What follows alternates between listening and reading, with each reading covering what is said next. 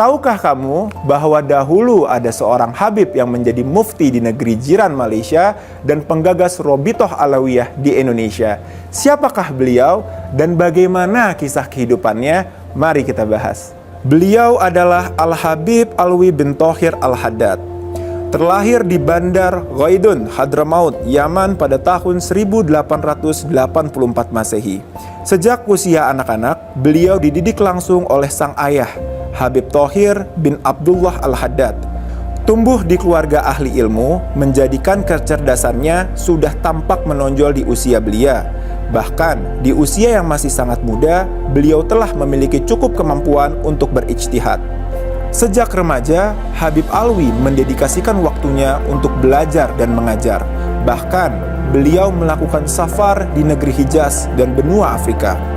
Melihat sepak terjangnya yang gigih dan kompeten, para pembesar Alawiyin di Batavia mengirim surat kepada beliau untuk mengunjungi Batavia kala itu.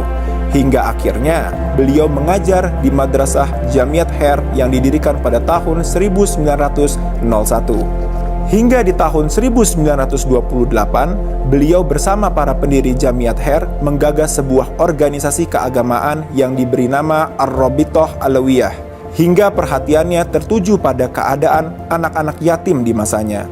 Beliau menganjurkan kepada para pengurus Robitoh kala itu untuk mendirikan sebuah panti asuhan, hingga di tahun 1931 didirikanlah sebuah panti asuhan yang bernama Darul Aitam.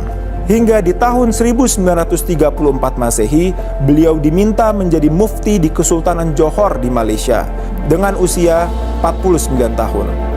7 tahun beliau menjadi mufti hingga di tahun 1941 beliau berhijrah ke Batu Pahat bersama keluarganya karena invasi Jepang di Malaka. Dan di tahun 1948 setelah penjajahan Jepang, Habib Alwi kembali diangkat menjadi mufti Johor hingga tahun 1961. Selama menjadi mufti, terhimpun sekitar 12.000 fatwa beliau yang telah dibukukan.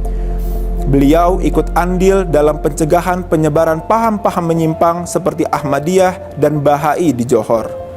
Hingga di tahun 1962, beliau wafat dan dikebumikan di pemakaman Islam Mahmudiyah di Johor Bahru, Malaysia. Masih ada yang ingin kamu ketahui? Jangan lupa komen di bawah ya. Dan jika kamu merasa video ini bermanfaat, yuk di-share videonya. Sekali lagi ya.